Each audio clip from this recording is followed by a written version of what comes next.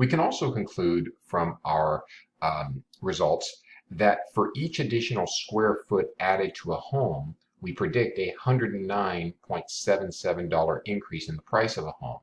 And interpreting these coefficients is really important, and you can go awry quickly if you don't recall your denominations. Remember, going back to our Excel data, that home prices were in thousands. Therefore, what we're saying is for each 1 square foot increase, there is a 0.10977 increase in the price of a home.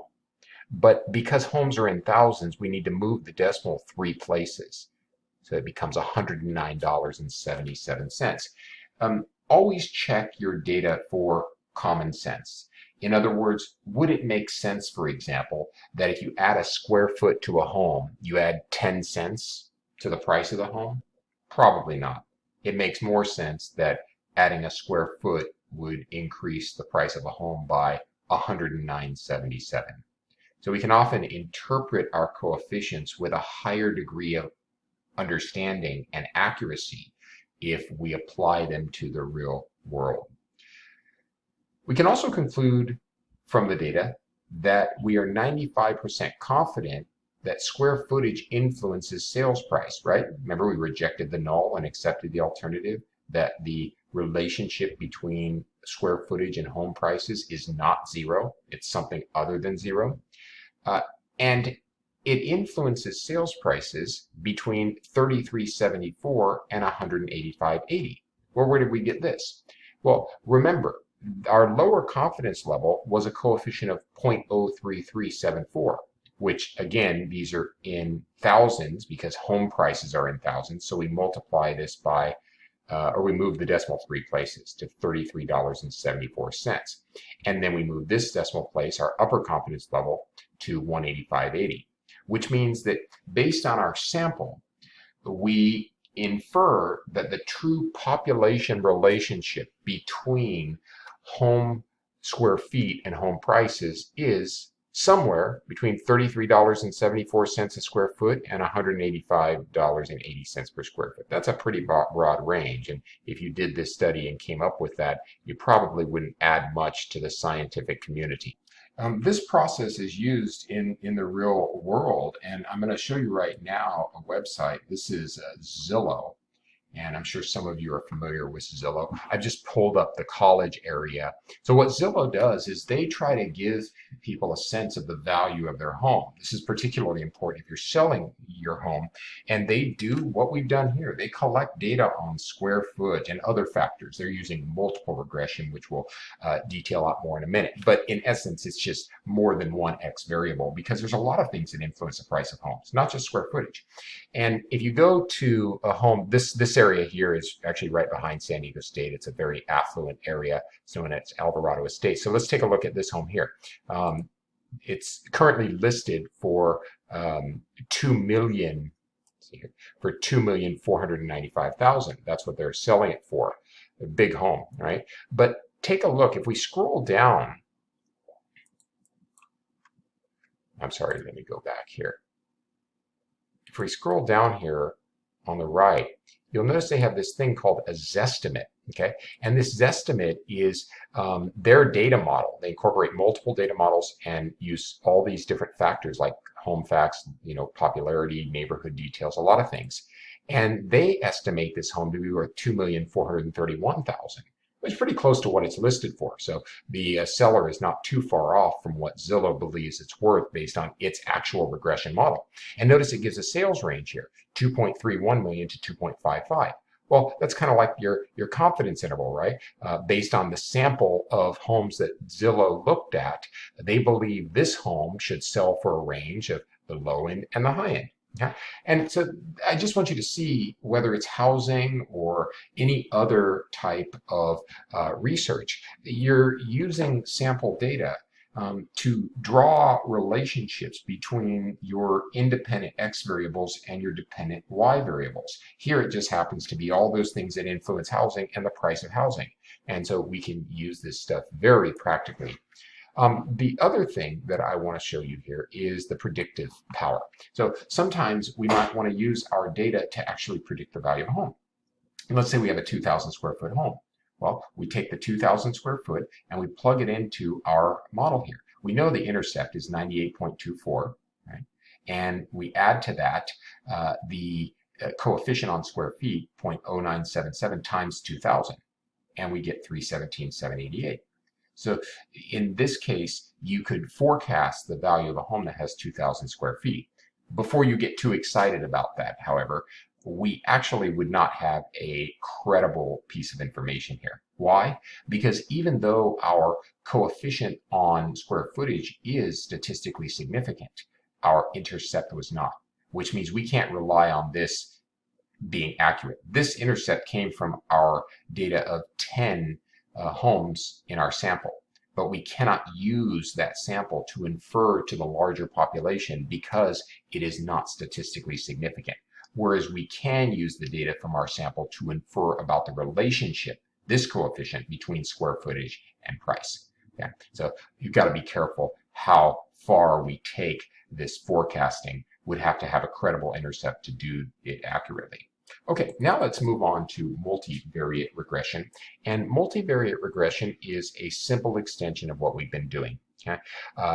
Our estimated predicted value is on the left. That's our dependent variable. And our independent variables, our x values, are on the right. Before we had an intercept, we still have that. And then we had our beta 1, right, our coefficient on our x variable. And that's where we left it, right? It was just this. But now we're going to add other x variables. We're going to add other independent explanatory variables. So x2, beta 2, x3, beta 3, x4, beta 4, all the way to as many coefficients as you want to create.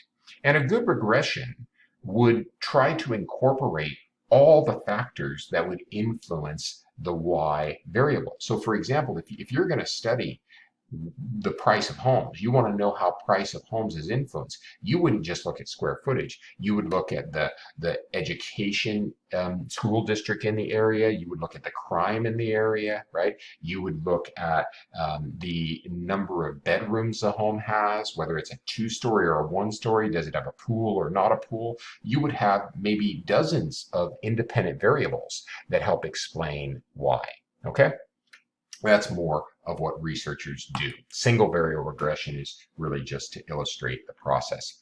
Let's take a look at this data here. We're going to work on the Julian Apple Pie Company, and let's say that they collect a sample of the year. Let's say they collect 15 weeks out of the whole year from last year, and they collected data on pie sales, and these are in actual numbers of pies sold per week, and then the price of each pie, right, in each week, and then advertising, how much they spent on advertising for that week. Notice these are in hundreds, so we need to remember if it says 3.3, then that actually means $330. From there, we need to establish our regression formula, and that means identifying the independent and dependent variables, our x and y variables.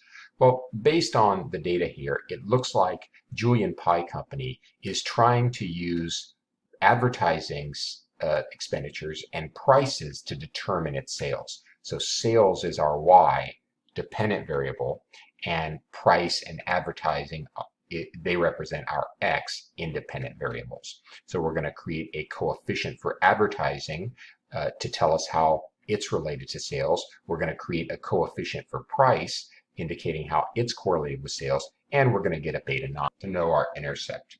Let's now go to Excel and use our data. Well, we've got the weeks here in the left-hand column, and then we've got pie sales, price, and advertising. Right away, you'll notice a problem with this data. We normally put our independent variables on the left and our dependent variables on the right, going back to going back to housing prices in square feet. Our independent variable was on the left. Dependent variable was on the right. So we're going to want to do the same thing here, which means we are going to cut this and move it over here. Okay. Now we can delete this column. So now we have price and advertising, our independent variables, to the left of our dependent variable, pie sales. I always like to clean up the data a little bit to make it a little easier to understand. Make sure there's less errors when it looks good. All right, now we're going to go up to our data tab. I'm going to click on data analysis, again, regression, and we're going to select our data. Now for the Y range, we'll select our dependent variable, which is going to be pie sales. And then for our X range, we'll select our X variables. And we need to scroll over all of them. Okay. And then click labels, because we have labels in the first row. And then let's put the data down here. Okay. And everything looks good. Click OK. Now we get our summary output. Okay. Now what I want to do is just verify that this is correct per the PowerPoint. So look at the R squared. Okay. It's 0.52148. And that's what I get for R squared. So the other numbers will be correct as well. Just easier to read the PowerPoint than the Excel. But this is the printout we get. Let's interpret it. Well, the R squared of 0.52148 means that 52% of the variation in pie sales, our dependent variable, is explained by the variation in price and advertising, our independent, explanatory X variables. The coefficients down here tell us the intercept is 306.52. Now, remember your denominations. We are looking at an intercept that corresponds to the dependent variable, right? That's always on the vertical axis. The intercept is effectively saying that, let me go back here, that if price and advertising were 0, this would go away, this would go away, you'd be left with this, which means if there was 0 price in advertising, your sales would be equal to the intercept. Okay? And sales are the dependent variable, so that's 306.52. But is that dollars? No, it's pie sales. Okay? So it's 306 pies sold. Okay, so that's how we interpret the intercept. Then you've got the price coefficient, which is -24. Right there, notice the signage. Sometimes that's the most important information. How are things related in terms of direction? Here it tells us that as price goes up, pie sales would go down. Okay? Again, go back to your formula. That's this coefficient here. So as price goes up, a negative coefficient means that sales would go down. Tells us that relationship. Okay? Also tells us that for each $1 increase in price, because remember, price is in dollars, okay? For each $1 increase in price, we would expect pie sales to drop by 24 pies, almost 25 per week. Advertising coefficient is 74. Now, what does that mean? Well, advertising is in hundreds of dollars. So that means for every $100 that we increase advertising, we would expect pie sales to go up by 74 pies a week. So you spend $100 more on advertising, you sell 74 more pies per week. And again, the direction might be more important, right? How does advertising influence sales of pies? Right, so that's how we interpret these things. And again, use your common sense. Does it make sense that if you increase the price by $1, for example, that pie sales could go down by 24, 25 units a week? It absolutely does. Does it make sense that if you spend $100 more on advertising, they might be able to sell 74 more pies a week? It does. So common sense helps us understand it. Now we've got our stats, okay? And the next question, which is quite frankly the most important, we wouldn't really use any of these coefficients until we determine if they're statistically significant. So let's see if they are. We'll pick up with that in the next video. Thanks.